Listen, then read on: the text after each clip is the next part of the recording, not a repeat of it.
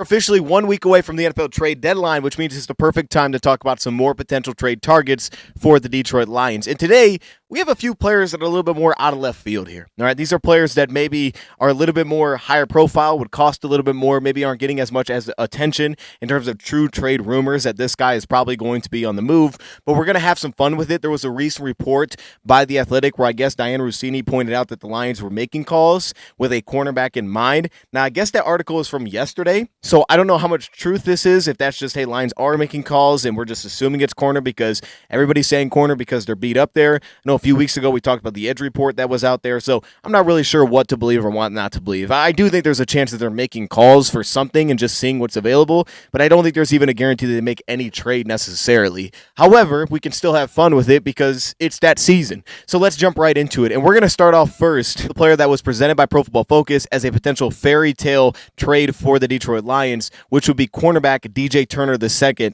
from the Cincinnati Bengals, the former Michigan corner. He still has 2 years left on his rookie deal, and he's been the best defensive back for that team so far this season, especially cornerback so far this season. We saw that when we were preparing for that game. He played really well against Green Bay this season as well. And stylistically, I think there's a lot of things that you could like with his fit in Detroit. He kind of has a slot cornerback build, but he lines out wide, which is somewhat similar to what we have as well. The movement skills, I think, translate well to what the Lions do.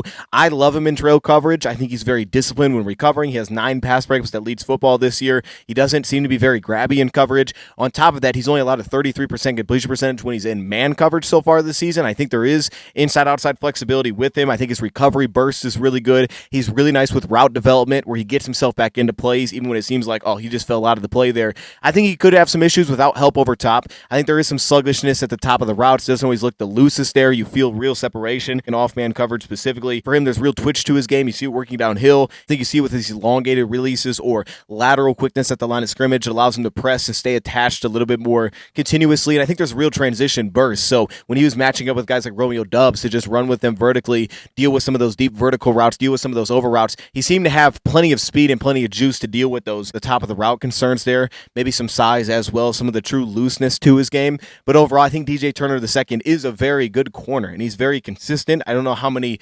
interceptions you're going to constantly get, but I think you're going to get a lot of consistency. And I think the fact that he's not very grabby actually does fit in well for a cornerback room, and his style would fit in pretty well. I think the issue here is, why would Cincinnati trade him with 2 years left on his deal? So that's why it's a fairy tale trade. Now, I quickly want to hop in here to give a shout out to today's sponsor, MyBookie. Use code DOSE when signing up with MyBookie for the first time. Opt in using your BetBack bonus token for your first time signing up. Any bet up to $500, you can get that back when you opt in using that BetBack bonus token. That someone bet every AFC East team to win last week, and the odds are crazy, and it actually worked out this past week. I'm like, well, hold up. Can I do that for the NFC North? Well, not really, because we play the Vikings, but I thought this was interesting. If you were to bet as of now on every NFC North team winning, which there were all big favorites, I mean, Panthers and Packers, 13 points, Lions, Vikings, 9 points. I guess the Bears aren't big favorites over the Bengals, but I would take the Bears, especially coming off that loss. I know they're on the road. Now, who knows? Maybe Joe Flacco goes crazy and lights them up. There are concerns there, but I think I would take the Bears. If you were to take that, even though they're all favorites, I can get my odds to plus 119 when they also throw in this 2% a boost, which essentially becomes an opportunity to double the money. You want to get in on the action and do this, it's a real opportunity where the odds don't look great to take the money lines, but you can throw the spreads out the window. Now, if you want to be bold and take the spreads, go for it. The only one that I would mess with is probably the Lions at still minus 105. Now this becomes plus 264. It's a little bit more interesting. You got a ton of options available to you. Don't miss out on the opportunity to get in on the action, man. Supporting my bookie is supporting this channel. Now let's get back to the video. It would probably cost a solid amount, but to be honest with you, if you're going to give up a solid trade compensation, I'd do it for a guy that has 2 years left on his rookie deal. Like, if they're actually willing to move off him, if he's got 2 years left on his rookie deal, it's a cheap contract. It's less than $2 million for each of the next 2 seasons. At least it's affordable, and I can find a spot for that guy. So it kind of makes sense from that perspective. I don't think it's going to happen, but I like it. The next one is one that I would also consider fairy tale, maybe even more so than this one, which is Alontae Taylor from New Orleans. We haven't talked about him yet, but there's a lot of buzz around Alontae being moved because right now it seems like the Saints are going to move somebody, if not multiple players. We've talked about Cam Jordan. I like the idea of Cam Jordan. Rashid Shaheed, we may touch on him a little bit later here, but Alontae Taylor continues to come up because everybody seems to need a defensive back. And the biggest thing for him with Lions fans, I think, is the fact that when they go nickel package, he steps into the slot. So he plays wide and he plays slot. It just makes sense for what the Lions have, where if you have that flexibility. You could put him inside. You could have him play alongside Nick Robertson out wide. That flexibility is always very valuable. Young player. Also has a year left on his rookie deal. They're projecting a third or a fourth round pick it would take to get him from the New Orleans Saints. I really like what they have in that secondary there, so they could do it if they feel good about some of their depth that they have, because they are strong in terms of depth. Quincy Riley's playing well. Kool-Aid McKinstry looks awesome. I really like what they have there, so that'd be the reason they'd be able to do this. But then also you would have to consider, like, do we have to pay him after this? And depending on what you have to give up, if you're giving up a third-round pick, you don't really want to do that. I mean, we've done it before. We did it with Carlton Davis, so it's not impossible, but I'm saying you typically don't want to do that. I mean, that guy did go get paid in free agency, but either way, this season, no interceptions, but 3 pass breakups, 3 touchdowns allowed, 63% completion percentage, a 111 pass rating. Those numbers aren't incredible, but I do like that he is very good with his body control. I think there's a disciplined nature to his movement skills. In off-man coverage, he tends to really thrive. His ability to break the top of the routes, the positioning, the early proactiveness for the stem of routes. He sets himself up really early to find a lot of success. I think his footwork and his slides to deal with the stem of the routes from the slot position is really strong. He doesn't give up early leverage. Down control is very sound as well. I think his eye bounce a little bit shaky, but his control is very good as a movement piece. Here you see some well-controlled footwork and some recovery. Now, you do notice he's a little bit high hips, so staying connected could be a little bit of a problem, but there's a lot of juice in the lower body. And again, he does have a really good control over his feet. I think he shows real easy reactive movements laterally. He just feels like he gives up too much space in coverage. I don't feel like he always squeezes routes or always takes them away. He kind of gives a little bit of room. I don't know if that he has the true plaster-like nature to his game or he's overly sticky, but I think he slides really well and he takes up a lot of space. Plays really good angles when he's working to the football. Showed real physicality. Ends up being like a dominant run defender this year, but really when the passes have been caught, to stick his nose in. He's been willing to take guys head on that have been bigger than him, which I have loved that kind of energy that I've seen. Coverage piece, there's things they like here. You could see how he could fit in pretty darn well. He feels pretty lengthy when you watch him. I have some issues. Again, I feel like he gets low tunnel vision. Felt like routes would get behind him. He didn't feel overly loose. It felt like that he would give up some space just kind of naturally in coverage, where there was a real calmness to his game. I really did like the spacing that he played with. I thought that was fairly consistent. Didn't feel fluid was not the word that came to mind when watching him. I think more consistency is what came to mind when watching Alontae Taylor. So it's an interesting idea. I think that asking price is high for a guy with 1 year, and then he may have to pay him. But it's interesting, and he does fit. So if they were willing to move him, the inside-outside does help.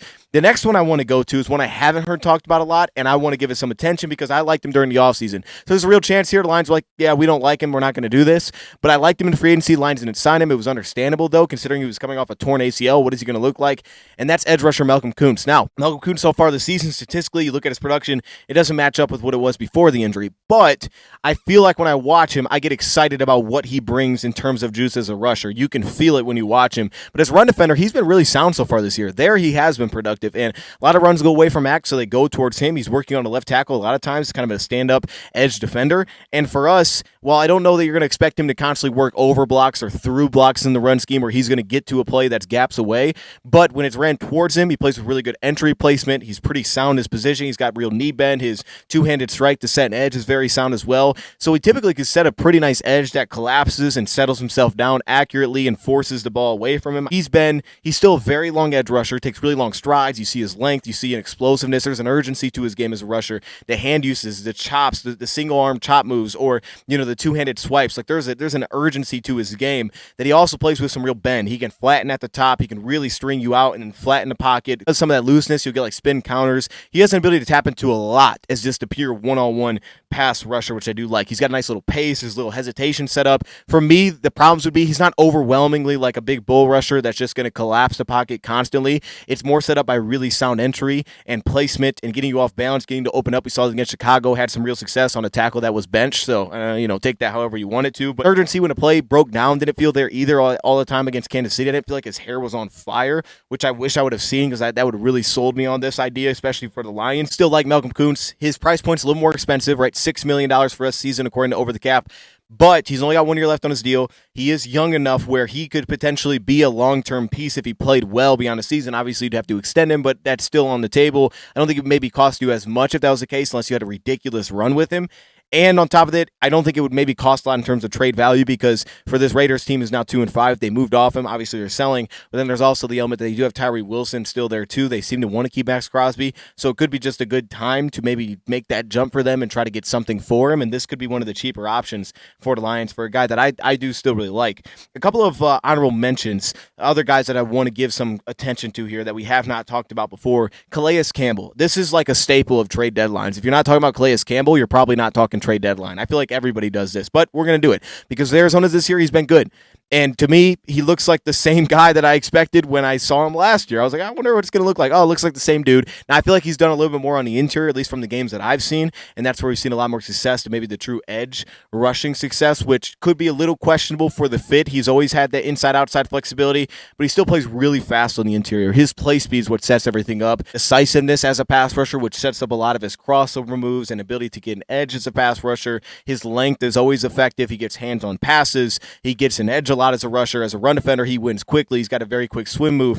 Sure, his footwork can be a little messy. Obviously, he's very top-heavy. He's very tall, so he can get himself on the ground a bit, trying to hold ground. But he shows all the awareness to settle his feet down, deal with combo blocks, feel the run. Where's the run going? He's got all of that still in his game. You don't expect a dominant piece here, but flexibility, interior rush, crazy length. You're asking him to help you out during a Super Bowl run. The Lions are really interested in just a true edge piece with flexibility. I think he does fit because I think the Lions would want some length and want some run defense for them here, and I think he would give you that. Brings a lot of range as a closer, as a pass rusher at this point as well. There's real power when he works downhill, like an elite rusher here, and you're going to have some ugly reps, but for the most part, he still brings everything that you like about Calais Campbell, and I just got to assume that maybe Arizona does what Miami didn't last year, trades him to try to get something rather than just holding on to him through the trade deadline. It also could open up the door for the other guy, which is Darius Robinson, the former Missouri pick just a couple of years ago. Now, I was a big Darius Robinson guy coming out, yet he's not playing a ton for them. He played 21 snaps against Green Bay. I think that was his lowest of the season, or his last week, lowest of the season.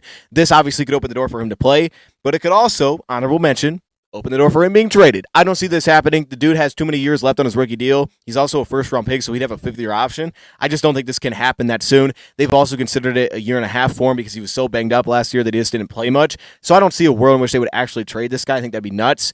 And really, the film isn't great for Darius Robinson, to be honest with you. It feels like there's a lot that he's trying to do and not a lot that's actually working for him. That said, though, there's a lot of flashes like, oh, okay, actually, I'm starting to buy in. The more I watch, the more I bought into. I remember why I like this guy a lot. It just feels like it hasn't connected yet. And I honestly think he would struggle a little bit to get playing time right now, which is probably the biggest issue. Maybe not right now, but if you have, like with Wingo, if you get Pascal back, like especially if you get Davenport back, I don't really know where his snaps come from, to be honest with you, which is a good problem, but he'd have to earn that role very quickly to find himself in some sort of rotation for the Lions because still heavy hands, still got some good juice off the line or some consistency in terms of the timing there to his game. You still see some of the flexibility and ways that he can win as a rusher, but there's just too much that's inconsistent at this time as well. Pulling himself out of place, doesn't feel like he's playing with the best play speed, especially on the interior, kind of slides off of blocks or doesn't position for the run scheme coming towards him, kind of doesn't allow him to stay into play long enough. So I like him. I just don't think they would do it. I want to throw in here is Will McDonald. Now, I'm going to be honest, I was more excited about this than after watching it. I don't think the Jets would have a huge issue with trading Will McDonald. There's been reports that they've gotten calls about him. I believe that. I don't think it'd be crazy if a team gave them enough that they would move off him. It sounds crazy because he's a first-round pick and Aaron Glenn just got there, but I don't think that he's the pocket collapser that Aaron Glenn has had over the years. He's not the elite run defender that's dominant at the point of attack. I understand they have Jermaine Johnson, but he's also being considered for trades, and we talked about him last time.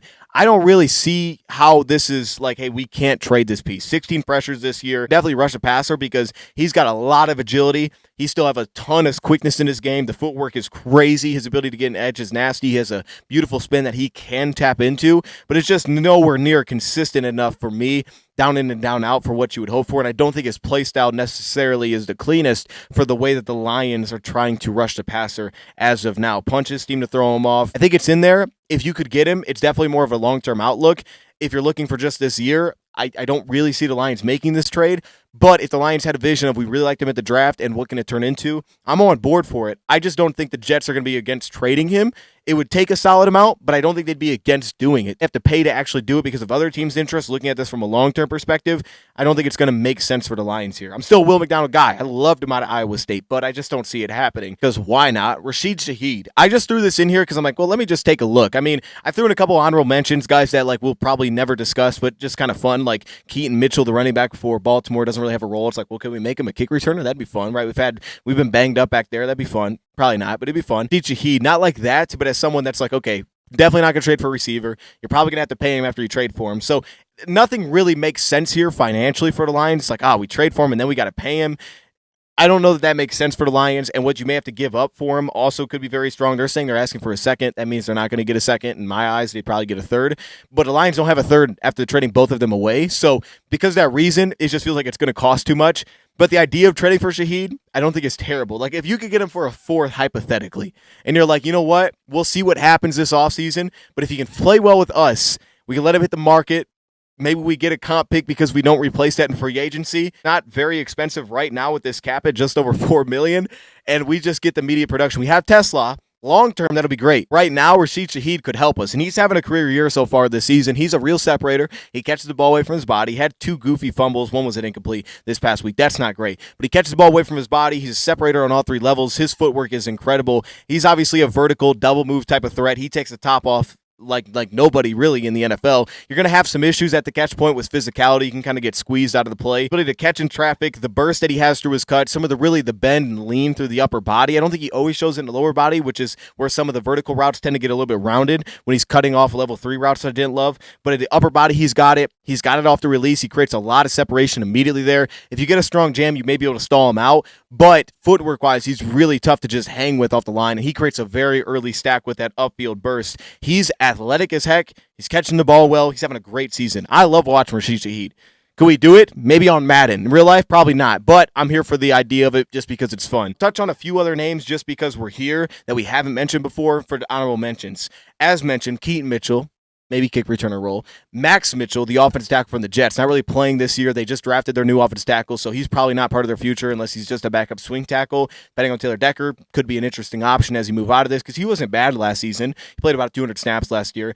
Jermaine Johnson, we've touched on him a bit there. I don't think Jermaine Johnson completely has come together to this point, but I think stylistically fits more of how the Lions play style fit, but his price just might be too much. But he fits better, I think, in the style. He also isn't the cheapest either just because of where his contract is at. Powers Johnson, I don't know why the Raiders would trade this guy. He's coming off a really rough game against Chris Jones, but I wouldn't trade him. I wouldn't do that, but if they did, okay, I'd be interested.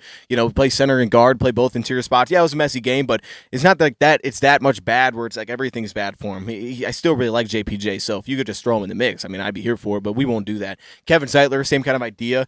Now, Zeitler hasn't been dominant this year, at least by all the metrics, and I think the Lions are going to lean on their young guys growing, but in crazy land, you could think about it like, all right, what if we could get Zeitler back? He's not that expensive. Maybe it wouldn't cost a lot. We get him back and we just roll here because the Titans did say, essentially, we're willing to trade everybody as long as it's not Jeffrey Simmons or Cam Ward. So it's like, all right, maybe they would then. Maybe they would. But those are the real names that I want to hit on here. I'll leave it there to just add on to some of the other names we talked about in the past. If you want to go check those videos out, shout out to my bookie for sponsoring today's video. Use code DOSE when you sign up, and I'm out.